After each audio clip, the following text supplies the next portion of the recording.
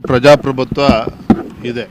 ಬಹುಶಃ ಯಾವುದೇ ಒಂದು ರಾಜಕೀಯ ಪಕ್ಷ ಇಷ್ಟೊಂದು ವ್ಯವಸ್ಥಿತವಾಗಿ ಸಂಘಟನೆ ಚುನಾವಣೆ ನಡೀತದೆ ಅಂದರೆ ಅದು BJPಯಲ್ಲಿ ಮಾತ್ರ. ಮಂಡಲ ಮಟ್ಟದಿಂದ ಹಿಡಿದು ಜಿಲ್ಲಾ ಮಟ್ಟ, ರಾಜ್ಯ ಅಧ್ಯಕ್ಷ ಚುನಾವಣೆ ಮತ್ತು ರಾಷ್ಟ್ರೀಯ ಅಧ್ಯಕ್ಷ ಚುನಾವಣೆ ಎಲ್ಲವೂ ಕೂಡ ವ್ಯವಸ್ಥಿತವಾಗಿ ಏನು ನಮ್ಮ ಕೇಂದ್ರದ ವರಿಷ್ಠರು ನಿರ್ಧಾರ ಮಾಡಿದ್ದಾರೆ ಅದರಂತೆ ಎಲ್ಲವೂ ಕೂಡ ನಡೀತಾ ಇದೆ. ರಾಜ್ಯದಲ್ಲಿ ಕಳೆದ 1 ವರ್ಷದಿಂದ ನಮ್ಮೆಲ್ಲ ಪಕ್ಷದ ಹಿರಿಯರು, ಕಾರ್ಯಕರ್ತರು ಒಟ್ಟಾಗಿ ಈ ಭ್ರಷ್ಟ ಹಾಗೂ ದುಷ್ಟ ಕಾಂಗ್ರೆಸ್ ಸರ್ಕಾರದ ವಿರುದ್ಧ ನಿರಂತರವಾಗಿ ಹೋರಾಟವನ್ನು ಮಾಡ್ಕೊಂಡು ಬಂದಿದ್ದೇವೆ.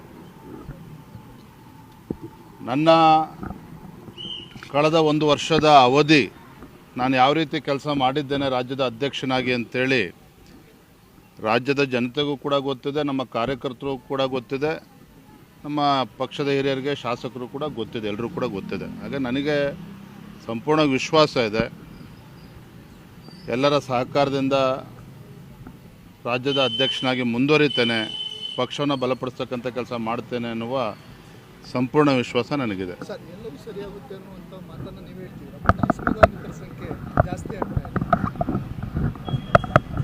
ಜಿಲ್ಲಾಧ್ಯಕ್ಷರು ಕೂಡ ಹೆಚ್ಚು ಪೈಪೋಟಿ ನಡೆದಿದೆ ಈ ಬಾರಿ.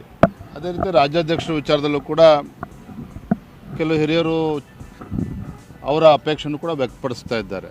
ಎಲ್ಲದೂ ಕೇಂದ್ರದ ವರಿಷ್ಠರು ಗಮನಿಸ್ತಾ ಇದ್ದಾರೆ. ಎಲ್ಲವೂ ಕೂಡ ಒಳ್ಳೆಯದಾಗ್ತದೆ, ಸುಖಾಂತಿ ಆಗ್ತದೆ ಅನ್ನೋ ವಿಶ್ವಾಸ ನನಗಿದೆ. ಎಲ್ಲವೂ ಏನೇನು ಡ್ಯಾಮೇಜ್ ಆಗಬೇಕೋ ಸಾಕಷ್ಟು ಆಗಿದೆ.